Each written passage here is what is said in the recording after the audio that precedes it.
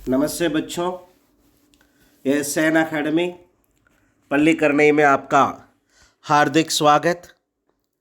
आज हम रैदास के पद पाठ पढ़ने जा रहे हैं।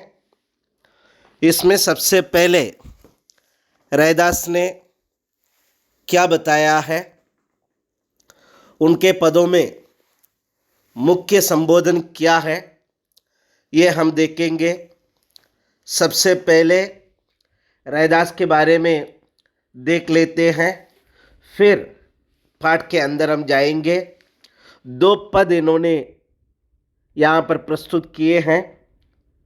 वो पद पढ़ने से पहले रैदास जी का जीवन वृत्तांत के बारे में थोड़ा सा चर्चा कर लेते हैं। रैदास का नाम से विख्यात संत रविदास का जन्म सन 1388 में हुआ है। बनारस में इनका ऐसा स्थान माना जाता है। इनकी ख्याति प्रभावित होकर सिकंदर लोदी ने इन्हें दिल्ली आने का निमंत्रण भेजा था।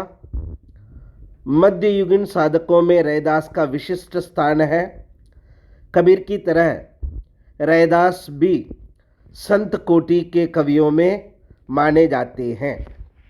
ठीक है बच्चों, अब आइए, अभी तक हमने जो है रैदास के बारे में देखा है। अब हम क्या करेंगे, पहला पद, अब ये जो है आपको पिक्चर दिखाई दे रहा होगा, संत रैदास जी, इनके बारे में हमने अभी चर्चा की है।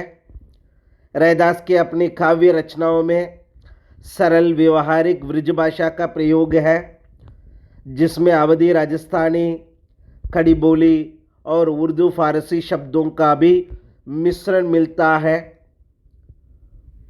और दूसरे पद में इन्होंने भगवान को अपार उदारता, कृपा और उनके समदर्शी स्वभाव का वर्णन किया है।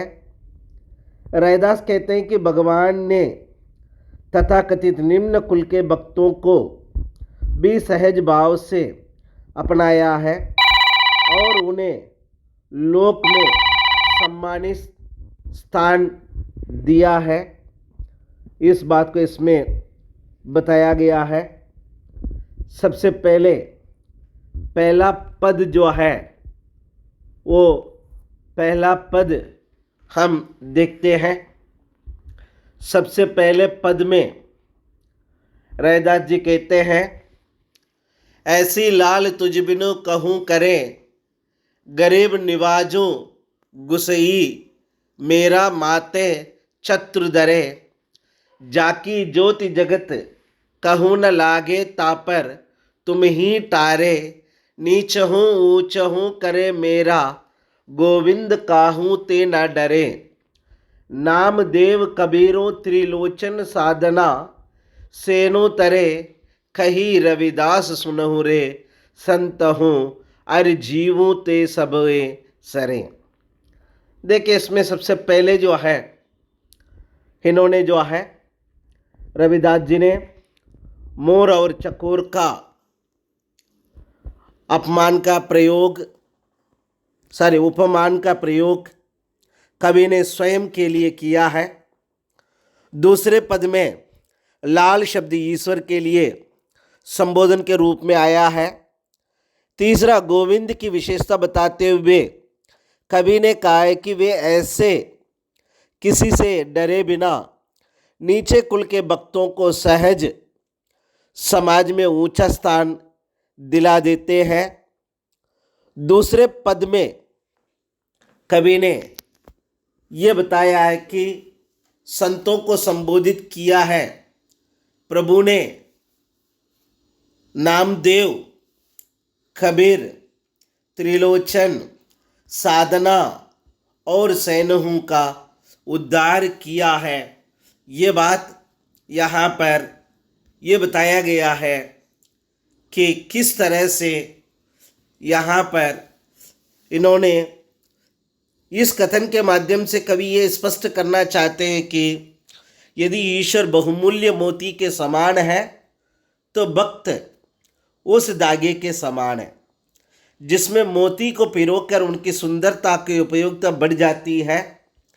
ठीक उसी प्रकार मोती और धागे के समान ईश्वर और भक्त को दोनों को यहाँ पर एक दूसरे के साथ जोड़ने का प्रयास किया है। सोने में सुहाहा मिलाने से सोने की उपयोगिता और चमक बढ़ जाती है। ये भी उन्होंने उदाहरण देकर के सरल शब्दों में समझाया है। नामदेव महाराष्ट्र के प्रसिद्ध संत के बारे में चर्चा की है। सदना नामदेव समकालीन उच्च कोटि के संत माने जाते हैं, उनके बारे में भी चर्चा की है। रैदास ईश्वर के सच्चे भक्त हैं। अपने आराध्य के प्रति दास भाव की भक्ति भावना रखने के लिए कवि रैदास ने सच्चे मन से परमात्मा को पुकारा है। उसी प्रकार भक्त के मन में जब प्रभु भक्ति का शुद्ध आडंबरहीन भाव समाहित हो जाता है तभी प्रभु और भक्त का अन्योन्यश्रित संबंध दिखाई देता है। इसी वैचारिक शुद्धि और आडंबरहीन भक्ति साधना पर रैदास का काव्य आधारित है। बच्चों, इसको पढ़िए और अध्ययन कीजिए, चिंतन कीजिए, तब आपको अच्छा लगेगा। बहुत बहुत धन्यवाद, शुक्रिया।